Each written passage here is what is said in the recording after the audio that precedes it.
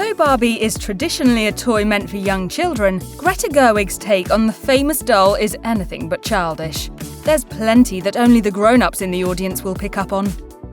From the very first moments of Barbie, the film features references to other famous films. In the first scene, we see a group of little girls playing with baby dolls in a prehistoric landscape. Helen Mirren provides a humorous voiceover that starts very dramatically. Since the first little girl ever existed, there have been dolls. Then, out of nowhere, a giant Barbie appears. The girls are stunned, and soon, they are tossing their baby dolls in the air and smashing them with rocks. Barbie, it seems, has taken over the doll industry for good.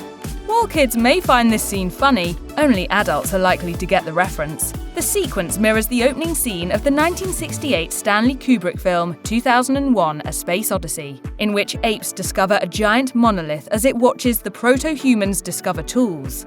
Greta Gerwig even uses the same song, Richard Strauss's Also Sprach Zarathustra, in the scene in Barbie. After the ironic Kubrick-esque opening of Barbie, we are quickly swept away to Barbieland, where the dolls live. Barbieland is a sea of candy-coloured perfection. While kids will instantly recognise the dream houses and Barbie clothes they have at home, adults may spot a more mature reference within the colour scheme. It turns out, Greta Gerwig's inspiration for the Barbieland palette is Jacques Demy, a French film director known for colourful films such as The Umbrellas of Cherbourg and The Young Girls of Rockford. In an interview with Letterboxd, Gerwig said, "The Umbrellas of Cherbourg, that's an amazing movie and astonishingly beautiful. I loved the use of colour and the surrealness." Gerwig explained that she and the director of photography were inspired by how the film layered similar colours on top of each other.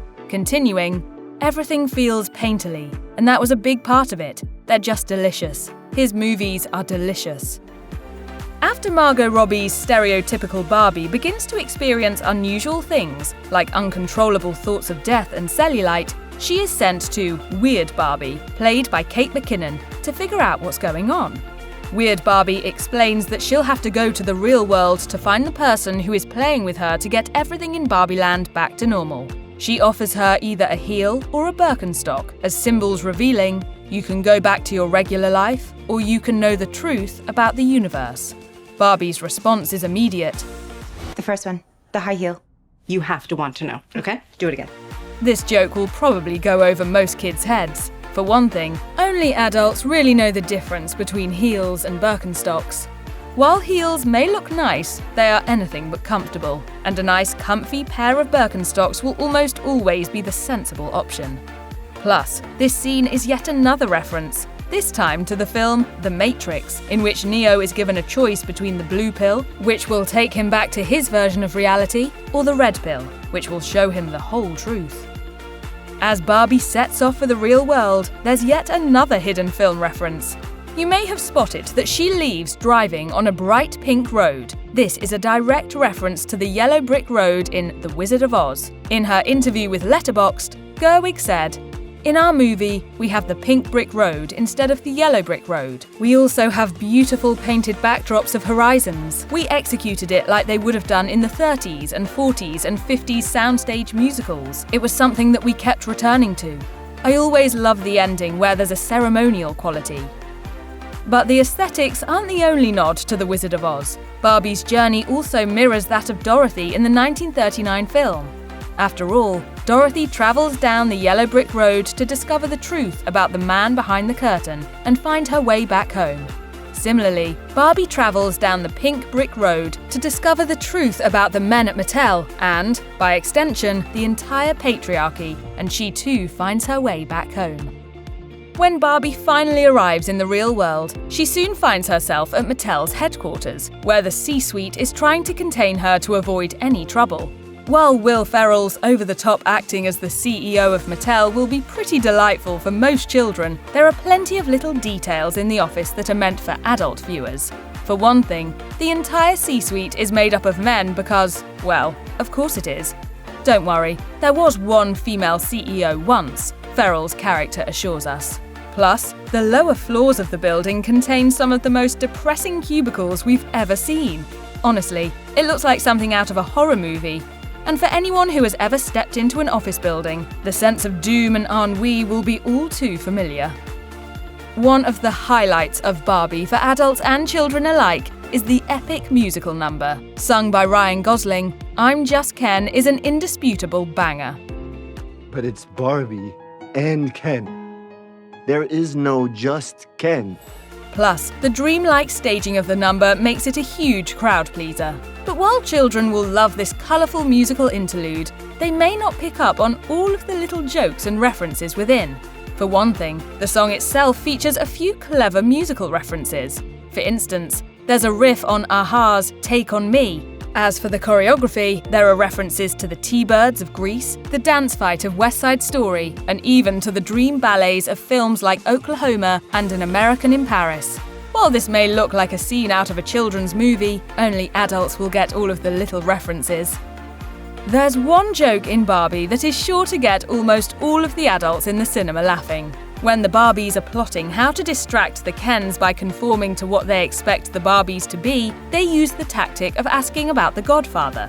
It's a way to get their Kens mansplaining, so they are too distracted to notice the Barbies taking back Barbieland. It's a hilarious line that speaks to the male obsession with the Godfather, and with talking their way through films as they mansplain each scene to whichever females may be present in the room. As Meg Ryan's character Kathleen Kelly says in You've Got Mail, What is it with men? What is it with men and the Godfather? Hello? Oh, come on. Hello? while kids are sure to understand the basic plot of Barbie. Barbie goes to the real world to meet the person who is playing with her and then restores order in Barbieland. They may not understand the nuances. After all, the real villain of this movie isn't Mattel or Ken. It's the patriarchy. Can I talk to a doctor? You are talking to a doctor. Can I need a clicky pen? No. A sharp thing? No. There he is. Doctor! Somebody get security. After discovering that men essentially rule the real world, Ken returns to Barbieland, where the gender power dynamic is flipped to take over from the Barbies. He takes ownership of Barbie's dream house, turning it into his Mojo Dojo Casa house. He and the Kens even introduce a bill that will see the Barbies lose their power in the Supreme Court. The Barbies go on to play on the Kens' masculine insecurities to take back Barbieland. However, after realizing how awful it is to have no power, they decide to let the Kens keep some of the control they've taken, but not as much as women have in the real world. It's pretty complex stuff, and we're guessing that only adults will understand all of the complexities. From Lizzo's Pink to Dua Lipa's Dance the Night, the soundtrack to Barbie is full of absolute bangers. What some younger people may not notice is that many of these songs include nostalgic references to older songs. Lizzo's Pink starts things off by introducing us to a day in the life of Barbie. According to Off the Record Press, it's a musical nod to other famous film opening numbers like the Muffs' Kids in America from Clueless and Hoku's Perfect Day from Legally Blonde. The soundtrack also features Barbie World, sung by Nicki Minaj and Ice Spice. Listen closely and you'll notice a sample from the infamous Barbie Girl by Aqua. Then, Charli XCX's Speed Drive includes a musical nod to Baby Tate's Hey Mickey, which famously featured in Bring It On. In the final song on the soundtrack, Barbie Dreams, there's yet another subtle sample. Listen closely and you'll hear that the chorus is the same tune as Janet Jackson's Together Again. The soundtrack is packed full of musical references to some golden oldies, and adults will love it.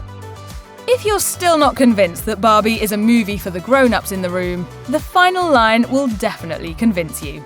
After becoming a real woman and leaving Barbieland behind, stereotypical Barbie is dropped off for an important meeting by Gloria and her family. Where is she going? A job interview? University? Nope. It turns out Barbie is heading to her first meeting with her gynecologist, as she says proudly to the receptionist in her final line, "I'm here to see my gynecologist." As director Greta Gerwig explained to USA Today, the line is all about Barbie becoming a woman. She said, "I knew I wanted to end on a mic drop kind of joke, but I also find it very emotional. When I was a teenage girl, I remember growing up and being embarrassed about my body, and just feeling ashamed in a way that I couldn't even describe."